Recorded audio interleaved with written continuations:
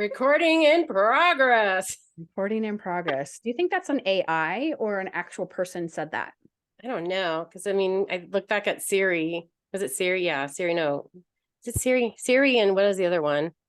The one where you can go for Amazon or Google, the ones that they talk. Right. I don't know.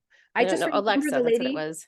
when we were kids. I'm dating myself. It used to be, if you didn't know what time it was, you could actually call and get the time. And there was an actual person who was recorded who said that thing. Oh my So gosh, I didn't know I that. often wonder if the recording in progress is an AI generated voice or if it's a real person. If you guys are listening out there and you know the answer to that question, Inquiring minds want to know. random thoughts of Shannon and Kim. The random thoughts. Well, thank you guys for joining our podcast. Shannon, I just remember when you and I first got started and we were just toying around with the idea of doing this. And then I remember we got on the phone and we were like coming up with boom, bang, all these ideas and like what we wanted to do. And like, look at us now. We've been doing a podcast for how many months has it been now? March, April, May, June, July, August, September. So what, 9 months? That's crazy. 6 months. June, March, April, May, June, July, August, September. 7 months. Sorry, accounting's off today. I have to get a lot of coffee. No coffee here. Yeah, thank you. Without coffee. I came without coffee. Thank you guys for joining us. So if you guys are just joining us for the first time, welcome. Be sure to go back to all of our other awesome podcasts and make sure to listen to them. We've got a wealth of information, laughs, giggles, and just us, just Shannon and I being who we are. But we welcome you. So make sure to download those, share them. If you guys are in different cleaning groups, make sure you guys share them. It just helps not only Shannon and I out, but it helps just all these other people out wanting this information. So, and today we are discussing STRs, short-term rentals, and post-construction cleaning. So Shannon, I will let you get started because you are the pro at the STRs. I've only done 2 and I am like the construction queen. I love construction. Love post-construction Take it away, Shannon. It's tedious and it's rewarding on a lot of levels, but you have to be on top of your game to do post-construction cleaning. Just with anything, it takes experience as well. And before I forget, we are still looking for sponsors for our show. I mean, obviously Kim and I sponsor our show together, but we're looking for other sponsorships. So if your cleaning business or your cleaning product is relevant to our industry and you're interested in advertising with us, please email us at business life. I was going to say Clean Freaks University. So that's cleaningbusinesslife@gmail.com, and we can get you a form and see if we're a good fit. And let's get going on the STRs. I kind of have a weird evolution, as with anything. Usually when it's meant for it to be, it usually lands in my lap. Way back when, before STRs were called STRs, they were called Airbnbs, VRBOs. But way back before then, before the evolution of the movement and big websites came on board, they were just considered vacation rentals or extra properties I have for when people come into town. Mm-hmm. And how I got involved in this whole thing is I, of course, went to a chamber meeting. Again, another big sale, just because I randomly showed up at a meeting in person, and I happened to network, and he came and saw me with my red mop bucket, and we were chatting away. His name was Stefan, and he said he had some properties that he didn't live here full time, and he happened to see a chamber meeting and wanted to come, and he wanted someone to help manage them. And way back when, there wasn't like host or co-host or manager or any of that other stuff. The concierge, I was all of it, and I didn't know, and I didn't charge because I didn't know that these were separate positions that you should be charging for. But nonetheless, it gave me a good bird's eye view of what a vacation rental was, and it became more of a specialized event. It was more custom. There is someone in the group, and I can't remember her name, and she actually creates experiences. It's on Mermaid Island in Florida. You can look for her inside the group, and she is a concierge, and she gives everyone experiences like mermaid experiences. They can swim in the water in the canal. I mean, anything you basically want, legally, she will provide for you for a fee. And a lot of these homes have been there for a long time. She lives on the island herself. So if you can fit yourself in that niche and you're not, and you have a clear defined line, like in Florida, you technically can't manage a short-term rental unless you have a real estate license. So make sure you check on your laws, to make sure that you're not doing something illegal on accident. But in any case, Stefan, chatted. I gave him my business card. We chatted back and forth through the email, and he's like, I think that you're a good fit. I'm like, I can't be bothered, leave me alone. And he's like, I've checked everyone out. I think that you really are a good fit. And I was like, after, some convincing, I agreed to take on his properties. He had 18 of them, and he handed me all the keys, and I had no idea what I was doing. I just knew that they had to be cleaned. And then that kind of led into having his friend give me some of their properties to get cleaned who were in the area. And then another friend gave me some properties. So at one point, I had like roughly 43 to 65 STRs. And obviously pricing has changed, right? So I had all of those STRs plus the current client list. And it was a lot to do. So you, at some point, as you scale and grow, you have to decide you're going to have to pick, right? The economy is different. We have different employees now. This was a long time ago. I want to say probably 2014, 15, 16, and 17.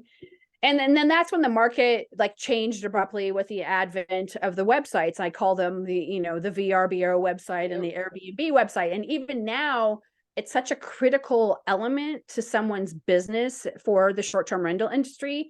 And there's all of these weird dynamics that are happening, like, because I'm in some of those groups still, right? Like the Airbnb group, there was a fly inside of the property. And because there was a fly inside of there, they wanted a refund, and Airbnb gave them a refund. I'm like, flies happen. Or they come in and they say that everything's dirty. And in actuality, the homeowner who happens to live 2 houses down walked it. And then they went back to Airbnb and demanded a refund. And guess what? Airbnb gave them a refund, and it wasn't dirty. So there's this weird shift that's happening. So I think a lot of people are rethinking their business model with the STR industry. But if you live in the right place, like on Mermaid Island, April does a lot of on the coast and on the Jersey Shore. There's several of you in the group who are on the Jersey Shore. Those are key elements, and they probably will never turn away from being a vacation rental or an STR. But some of the other ones that are widespread might change unless you're by an event like the Staples Center or any place that has big events. Might be more apt to have an opportunity for you to have an STR. So really consider if you're going to dip your toe in it or not, because there's a lot of layers, and it can be very complicated. You have to be tenacious and tedious, and your perfection has to be there, because if you give them a poor rating, it affects their business and they're going to fire you, and you might not get paid. And there's all of these dynamics. And then there's several websites that you have to check, and it can be overwhelming. So make sure you're charging for that. So there's a lot of times too that the homeowner or the host will buy something and they overpaid for the property, or it needs a whole rehab and they've overpaid for that element of well. So then they try to take it out on the vendors. The most thing that I'm constantly in debate with in some of the other Facebook groups is pricing, because they only want to pay $75 a cleaning. Yep. And in actuality, that's not today's market price at all for anything. I saw a post here locally, and the girl offered $15 an hour and $18 an hour if you were out of her city. She's out in Chino. My friend requested her, so we're going to be fixing that. But, all right, Shannon, go get her. Like, if you're listening, if she's listening, by the way, we're encouraging you. Yes, it's don't charge by the hour. Charge by the job. It's really the only way to make $100K in your very first year. You'll hear me preach it from my soapbox all of the time, but make sure that you decide. So as you grow and scale, you won't be able to have 2 separate crews unless it's the right opportunity, because STR short-term rental has a small window. It's usually from 11 to 4 at the latest. So realistically, if it's just you, how many of those can you take on in a day? 2? So make sure that you're making money, because if you were working houses, you could easily pull in 350, 400, 500 in a day, Where Yep. STR, if they only want to pay you $75, you're gonna make $1.50. Something to think about. Do you have anything that you would like to add to my little story? I remember, like you said, they're just very picky, and just you have to have everything super clean, and the time schedule, like what you're saying for the time is that's one of the reasons why I kind of stepped back and I didn't do STRs. I started doing them, and it was a time thing for me. It's like they needed a turnover. They're like, hey, somebody's coming, we need this right away. And my schedule will be booked out. Even with 5 employees, when I had 5 employees, I was still booked solid, like all my cleaning. So I didn't have an ounce of space. And I realized like that was not for me, because I couldn't just stop everything that I was doing and go clean or send one of my employees to clean, because they were already booked. So really make sure you guys have time, and you have it like the time allowed, or you have somebody that just does the STRs and that's all they do in your business. Wouldn't you agree? Scheduling is big, and a lot of people get into, they want to do multiple turns and they're not charging enough per night stay to actually have a cleaning company come in and clean it. Oftentimes, if it's a budgetary thing, I'm saying, maybe you can do this yourself. Laundry is a key component. I recommend that if you do decide this is the business model for you, that the minimum charge is $200 regardless of size, $175 at the very least, and that you develop a relationship with someone who does laundry. Picking up and dropping off is excellent. Sometimes the homeowner doesn't want to pay, but if they don't do daily turns and they go a little longer, like a 3-day turn or a 5-day turn or a monthly turn, then there's more budgetary money for that. In 2017, I took on an STR for a guy who lived in England. And in the meantime, from the time that I actually, because I walked it because I was curious, because he's like, this, you have to kind of see it. So one of the few times I did go walk it, and the washer and dryer was the old school washer and dryer. I'm like, perfect, no problem, we can do laundry.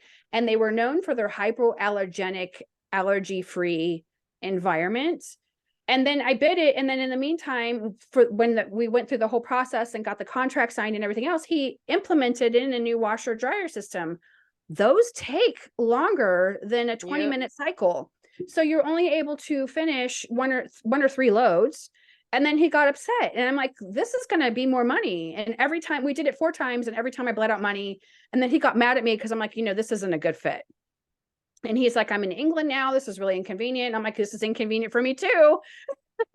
Sorry. And he had this weird thing. I might have mentioned it in a story at one point. Maybe I haven't.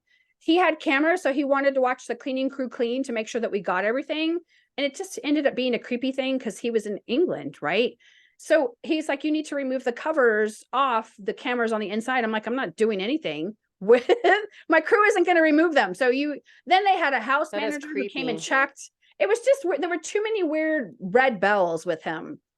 So I just said, I'm like, here's your keys back. And I drove by the mailbox and dropped them off. And I said, and I snapped a picture and I said, here are your keys. Have your house person come get them. And it was just weird. There were too many markers in place to meet the performance, right? And I always bled out labor on that one. I never made a dime. I always ended up eating it. And it was because of the laundry. So establish yourself with someone who does laundry, whether that's an actual brick and mortar. I'm seeing more and more people doing laundry on the side to earn extra income.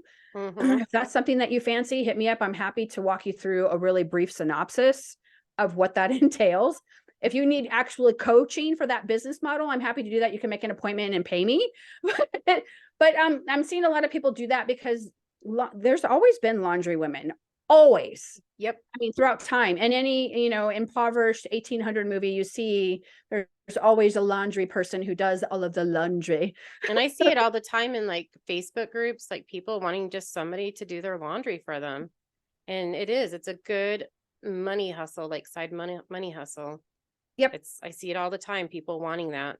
Mm-hmm. Now me, I hate doing laundry. I hate doing laundry with a passion. Stick me in the kitchen, I will clean, I will do everything else, but laundry, nope. Laundry is my nemesis. Because we when I had Castle Keeper Cleaning, we did, I want to say 40 or 50 loads a week. Yeah. And then that's when I transitioned. Yeah. Oh my God. It's just it's a nightmare. I can see when I'm going to be in an old person's home, I will be like, no laundry, no laundry. You're like, I have 3 outfits. That's all I have. It's simple. So yes, laundry can be profitable. The going rate, and this was last year's rate, I haven't contacted anybody, excuse me, recently, is $199 for dropping off. If you need to have someone come and pick it up, and that's $199 a pound, not $199 a load. And it's $299 for drop off and pickup. Those prices might have changed. There is a couple people in the group who actually have a laundry service and or a laundry mat. And when I've spoken to them privately, they have said that it's besides one-time cleanings, it's their most profitable line item on their P&L. So something to consider. Laundry is always a thing. If you're going to start to get a lot of STRs, you're not going to have time to do laundry. We used to tag the laundry. I mean, it was just like over the top. Like one person would have to constantly be there 8 hours every day just doing laundry. So you had your own laundry service. And I didn't have the forethought to take on other people's laundry to make it profitable. So listen to my mistake. Learn from the mistakes. I remember that because it would take me forever to do the laundry for my STRs. And I'm like, this takes forever. And then you got the towels. So you got to wash the towels. And it's like, if they're white, then you got to figure out how to get stains out and make sure you have enough towels. Like the guy that owned the STR, I told him, I'm like, you need to buy more towels because if you've got more guests, you're going to need more towels. And then I have to wash all these and then put another fresh set out. I'm like, it would be nice to have all the fresh ones out. I could take the dirty ones and then I would charge them to do my laundry. I'd bring them home to me and I would do them at home and charge them for my time. Right. Don't hang out in a laundromat on your dime for someone who's like, I can't afford that. That's not your problem. If they're house poor, it is not your problem. You will help me preach it over again. So to establish a relationship, get the laundry done, or decide that if you're going to do laundry or not do laundry, don't hang out in a laundromat, charge for your time. And then, there's always the battle over the comforters. A lot of people during COVID had the, I can't remember it's not a duvet, but they had the duvet and then they had sheets over it. So they didn't have to wash the duvet or the comforter each time. Even then, getting in arguments with a host or an owner because they don't want to wash the comforter ever is just gross on so many levels.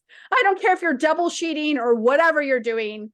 It's disgusting. And nobody wants to pay $3.95 a night for a dirty comforter. I'm sorry. I'm making my sound. It's just, we won't go into dirty details. Ha ha ha. Yeah, we won't go into the nasty ones. You could, it could be something for you, could not be for something for you, and make sure you're making money off everything that you're doing with that. And then it becomes like, can you go over my guest's battery and his remote control is bad? You need to charge. Oh, they ran out of toilet paper. You need to charge. Your host needs to have more than one set of sheets. If you have a bad, inexperienced host / owner, they will be a nightmare to work with. You have to train them, charge them for the knowledge. Don't sit there and teach a brand new homeowner or host how to do something. They should already have invested in themselves to have figured it out. It's frustrating because then you're working trial by fire as they make their mistakes.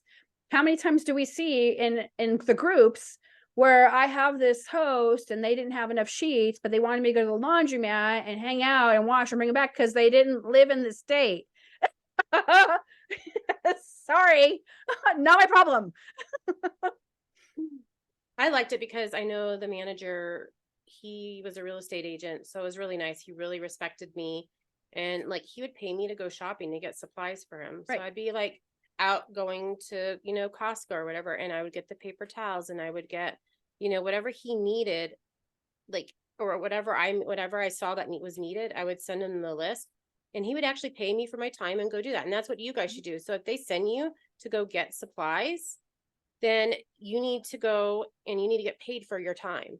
Right. Even if that means sitting on Amazon and ordering it and pushing buttons, you still need to get paid for your time. Or they can go on Amazon and drop ship it to your office if you have one. Or you can have an account that you use and have it drop shipped to the property so the cleaning tech can pick it up as they walk in the door. These are all options for you to consider, but make sure every little thing that you do, you get paid for. Nothing is free in this country, and it shouldn't be. You're not doing this out of the graciousness of your heart because, blah, blah, blah. You're here to make money. You're like, I got to make some money. So I know a lot of things that are extras that I had to do, but I have to say I got paid for it. And like you said, changing a light bulb. What about cleaning the jacuzzi or, Right. those kind of things, doing those little extras. I had to cut off a lock. Somebody that was staying there put a huge lock on the shed and his garage shed. And I had to go and buy these huge lock cutters and remove the lock. I charged him for that. So what do you like for jacuzzi cleaning?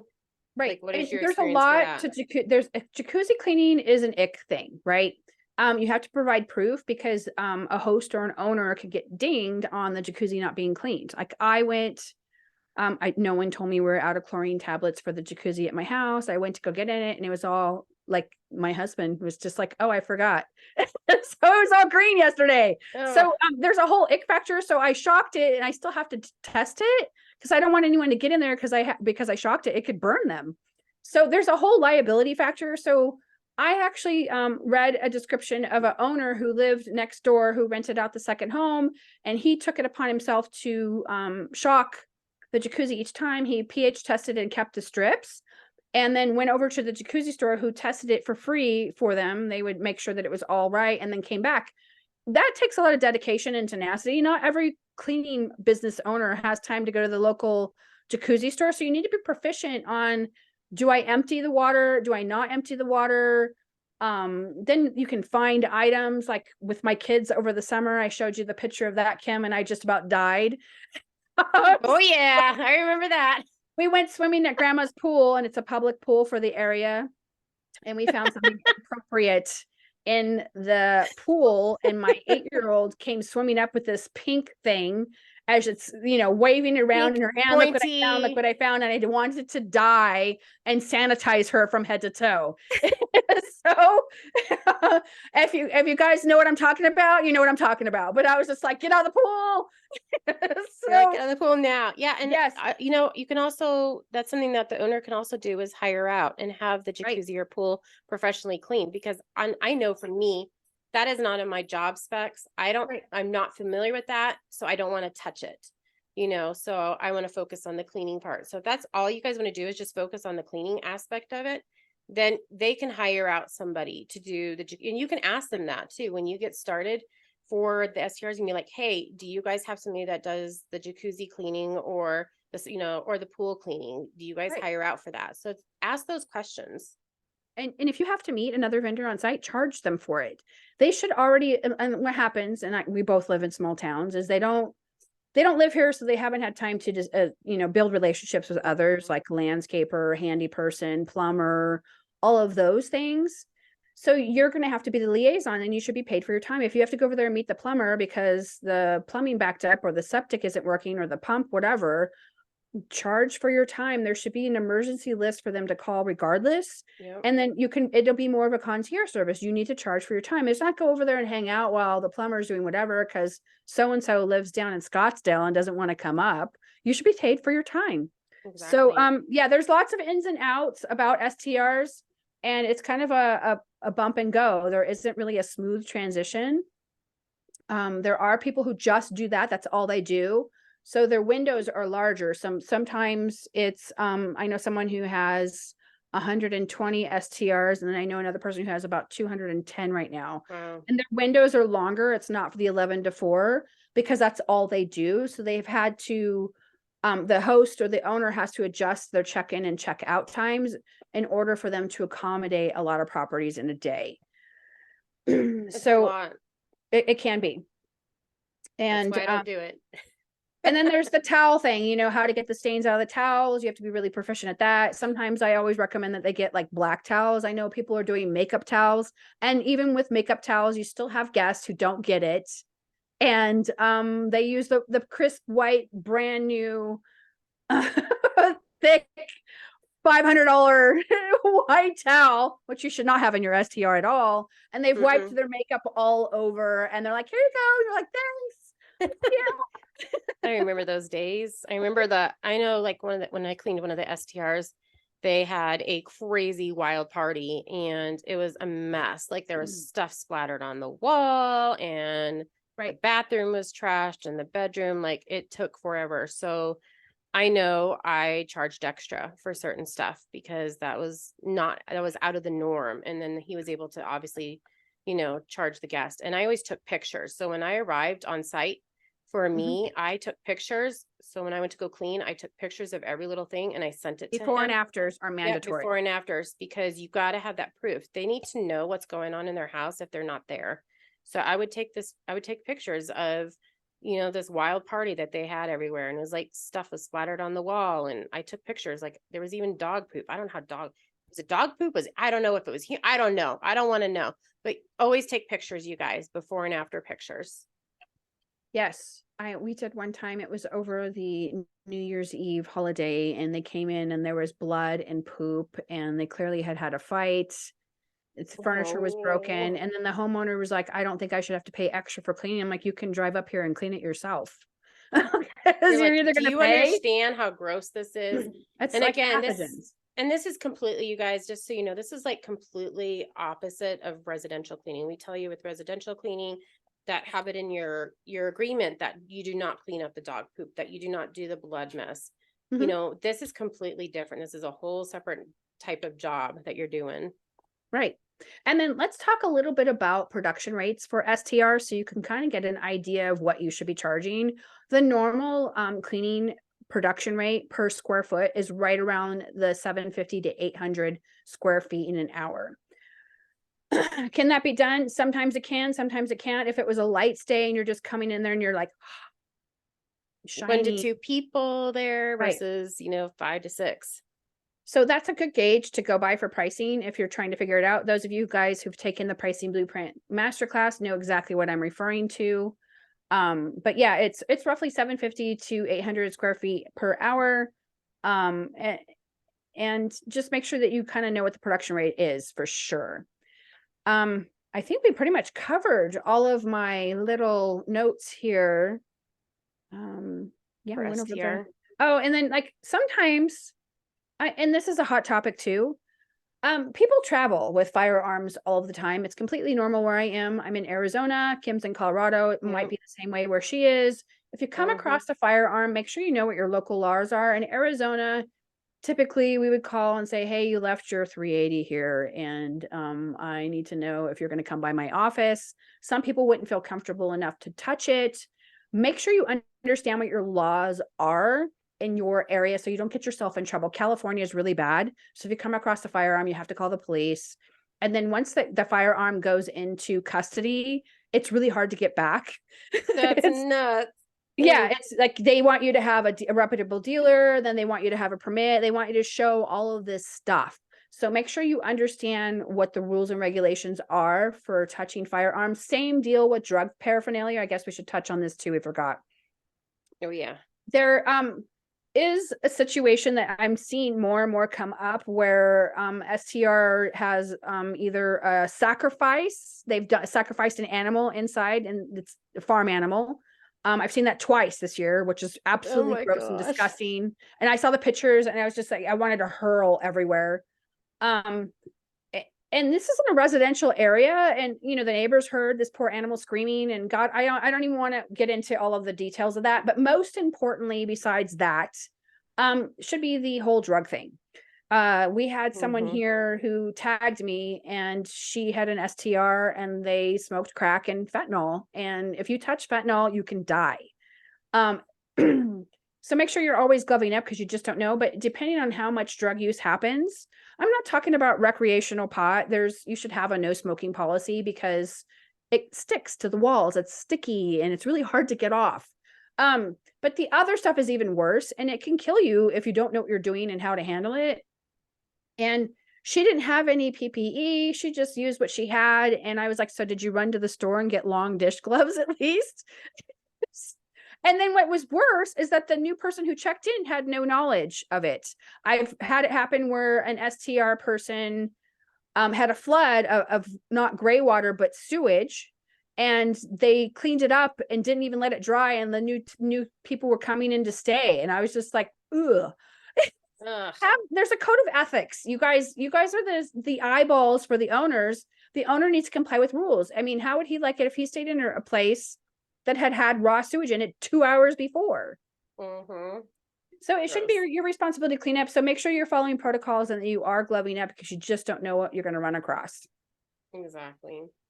And I know, just to wrap some stuff up for the STRs, you guys.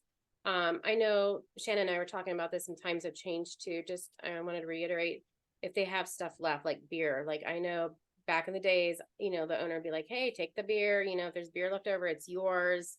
So I know things have changed, Shannon, and you know more about that. So if they leave stuff behind, what is the protocols on those? So if it's a lost and found item, firearm, jeans, jacket, I'll usually reach out to them and say, hey, this was left behind. If it's a food item, depending on where the property is located, sometimes on other resort properties, you're not allowed to take it. So if you're staying like on a Disney resort and it's an STR that someone converted, from a legal standpoint, I don't think that you can take it. It's considered property of the actual, not compound, but area. As far as here, we never really had a situation like that where we weren't allowed to take it. Oftentimes, if they were over 21, I'm like, hey, do you want this beer? Or here's this bottle of wine or whatever. And only take unopened items. Things that are opened, do not chance. You just don't know. Don't do it, you guys. And chuck it. Just chuck it, because you just don't know what transpired, right? Don't be tempted. And if it's unopened, by all means, or you can donate it to the local food shelter. We had one time someone who was going to stay for an extended stay and not stay, and they had a whole refrigerator and a pantry full of food because it was supposed to be a 60-day turn. We just picked it up, threw it in the back of my car, and I drove it over to the food bank. Oh, wow. That's a good idea. It's a good idea. So I know one of my favorite things is coming up. I know, Shannon, you love it too. We both love post-construction cleaning. I love it because it's a whole different spec of cleaning. I love detailed cleaning. I love getting in the nooks and crannies. Like I could spot dust a mile away and it drives me up the wall. But this dust is a little bit different than a normal house dust, you guys. So Totally. we're going to get into this, and it's because you're dealing with the drywall dust that keeps coming back, that's floating in the air. You're dealing with paint splatters and like just construction mess everywhere. So it's completely a whole different ballgame. One of my favorite cleans, Shannon, I think it was one of your favorite cleans too, right? Mm-hmm. So we both loved it. And there's different types of post-construction cleaning. Yes. I've done larger projects where they're done in phases and, was X amount of units. I've done larger tracts of homes. I've done commercial buildings. I've done warehouses. I've done medical buildings. I pretty much have covered the gamut. But my favorite is the single dwelling post-construction cleaning. I do recommend that you are in business at least a year before you take one of these on, so you can kind of get the nuances, because post-construction cleaning literally is vacuuming, wet wiping, and drying and repeating the process until it's all lifted. Please don't come to one of us and say they're complaining about the floor and I mopped it 3 times. At 3 times is not going to be enough. No, you need to vacuum it more. 20 times or 30 times. And then there's a whole vent issue, right? So if they don't have the vents done after you clean, all of that construction dust is going to float around in the air. It's going to get sucked in and then spit it back out on all of your hard work. I've had that happen. Yeah, the drywall dust is just very fine. And like Shannon was saying, it's on everything. It's on the walls, you guys. It is on every single thing. If you can look up and look around on buildings or anything, it is on everything. Don't even just, you need to wipe down everything. So it's very detailed. It's very, I like it just because I like to see the results, but it is repetitive. So a good shop back is huge for us.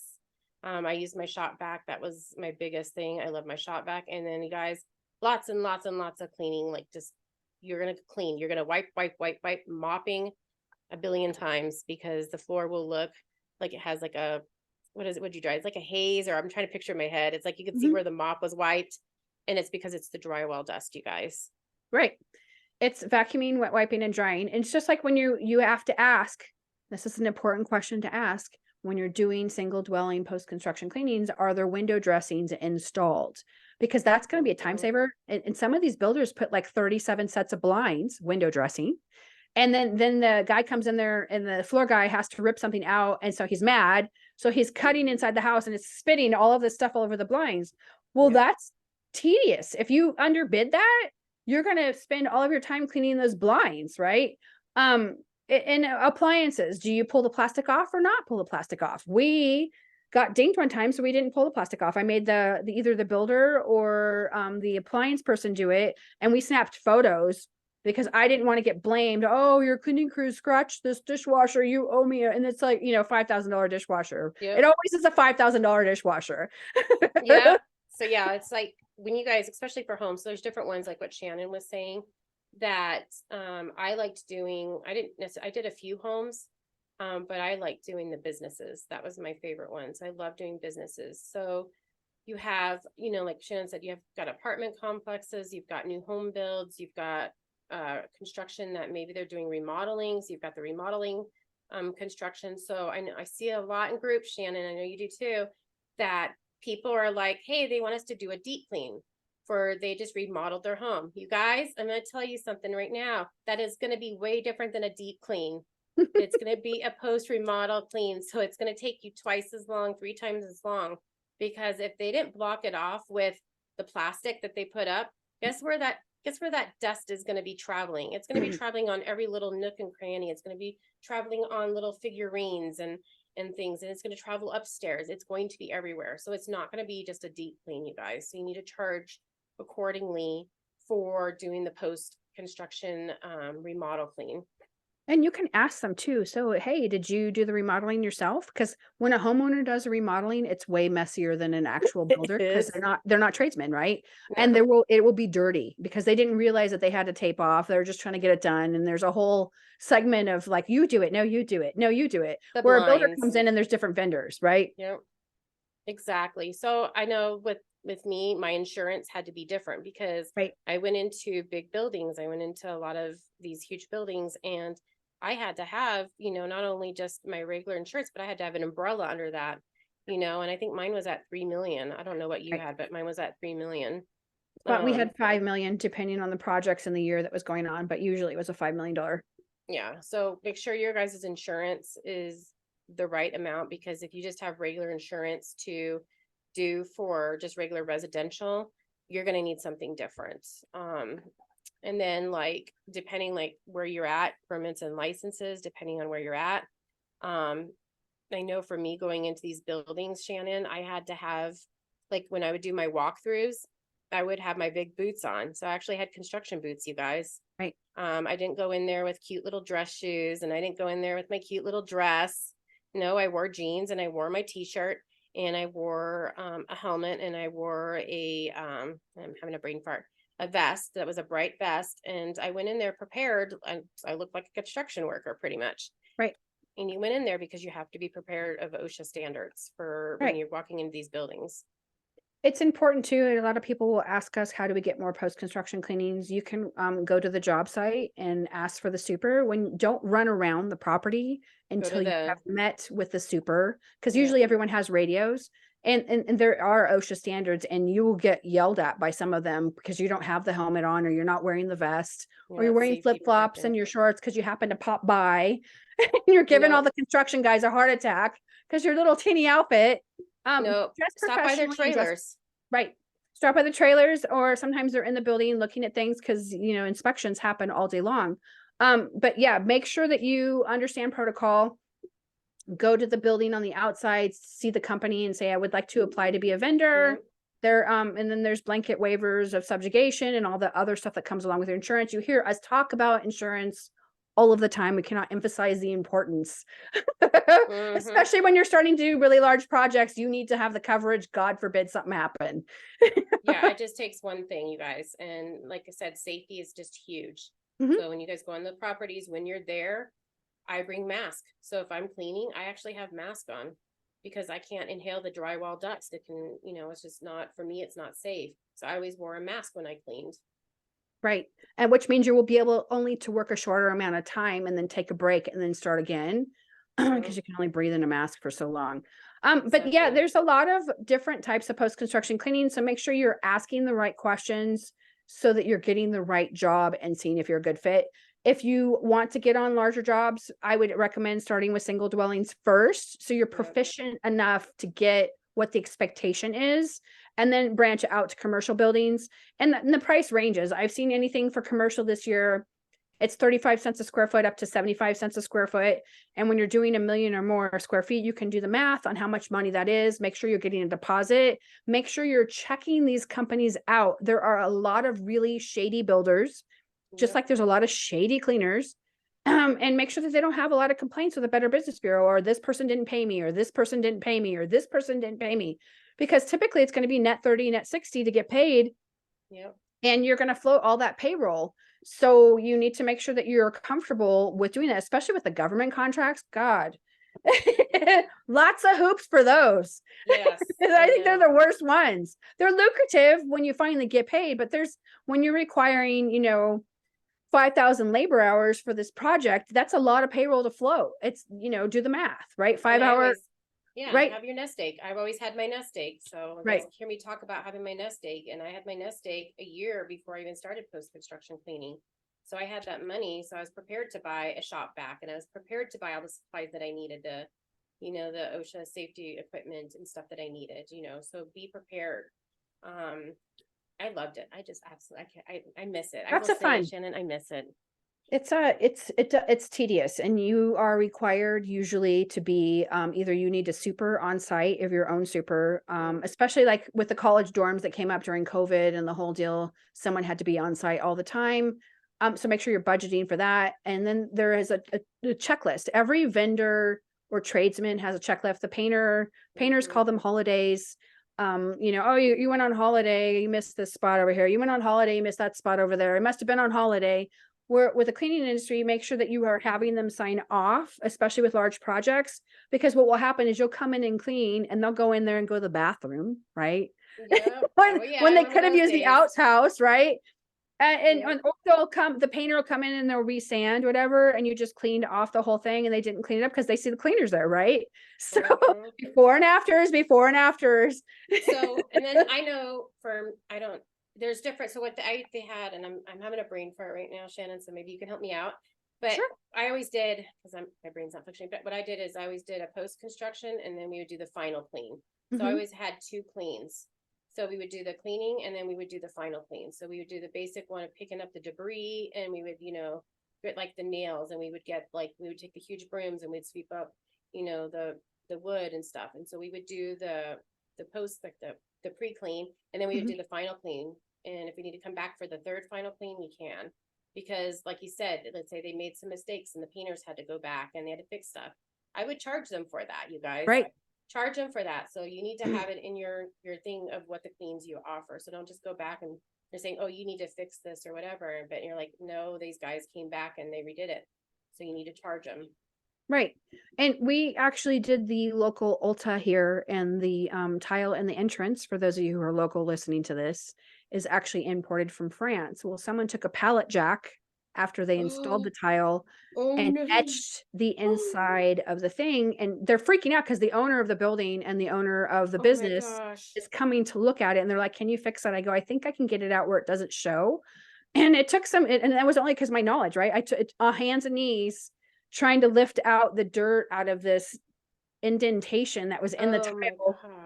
And because it was Ulta, right? There's all the nooks and crannies, all of the display things. So someone just took a pallet jack and ran it across, and it just gouged it. So and I charged them extra to come back and do that. I charged every time the windows were clean, I charged them extra. It used to be pretty firm that you could get 3 cleanings out of it. It was a rough, I called it a smooth, and then a finish. Rough clean. And but that's actually changed in the last year because lumber is so crazy expensive. So now everyone's just doing 2 cleanings. So it's a rough and a smooth, and then or combined together. And then there's the final, but there can be subsequent other final cleanings after the final. And it should be easier to clean each time, not worse. So you go back on your spectrum, right? So if you come back in and do a rough and a final, and they've had more stuff happen and it's back to rough, charge them that square footage rough. Yep.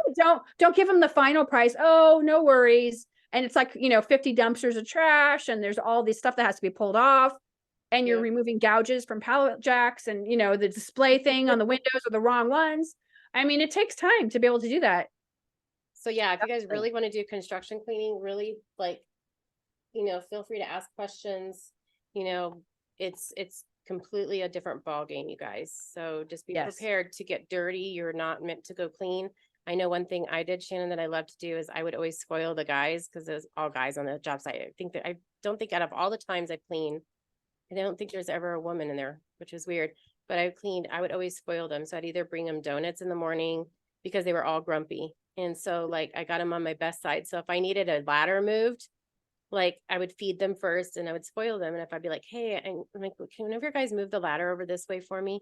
Oh yeah, sure, no problem, Kimberly. So like it was great because I spoiled them and it was nice because I got along with them and we worked well together. It's important, definitely for you to have a support system. And if you are going to be, and this is just a safety thing now that I'm thinking of it and Kim's bringing it up, it always be aware of your surroundings. I mean, you don't know Yes. these guys at Nope. all. Make sure someone knows where you are, what hours you're there, because you just don't know. This is my mommy Especially bear for coming out. houses. Especially For for the houses, houses. there was one, unfortunately, it was a poor house cleaner. I think it was in Texas, and she was out doing a post-construction cleaning at a house in a new subdivision. Someone took her life. So make sure people know where you are. Make sure you're following safety protocols. Make sure someone knows what hours you're supposed to be there. Have them call you in 2 hours. Have them call you again in 2 more hours. Just check, especially if you're doing it by yourself. If you have your crew there, then more than likely, Yeah. God forbid something were to happen, there's 4 of you, and there's less likely of someone doing something crazy. Exactly. Well, we hope we helped you guys today to break it down. It was kind of a longer episode than what we normally do, but we hope you guys understand the difference between the STR and construction. If you guys have topics you want to present to us, again, email us. And I know we're working on something fun for Halloween to do We a whole are. Halloween I'm episode. really I'm excited. So I'm gonna be speaking to someone over the phone today, who has been cleaning a haunted house for about 1.5 years now. So we're gonna talk over the phone, and then we're gonna do a Zoom call, and we're gonna try to get you on if you have time in your schedule, and if you don't, it'll just be me and her. And then I'm gonna look for if we get enough people, we can actually do a whole series of segments That'd be on fun. haunted houses for October, and then we can go back to our regular programming after that. And I've reached out to a couple other people, graveyard cleaners. It's all cleaning related. And then I've reached out to a couple of the hotels here who are also haunted, and seeing if they would be interested in getting on camera and Go doing to this. Jerome. You should go to Yes. Jerome. If I have the chance, I totally want to, but I know there's a couple here in Prescott. But yeah, I would totally like to have something spooky and fun for the month of October. That'd be fun. So thank you guys for joining us. We appreciate it. Download, share, and we hope you guys just have a wonderful, blessed day. Take care. Yay! Ta-da. Ta-da.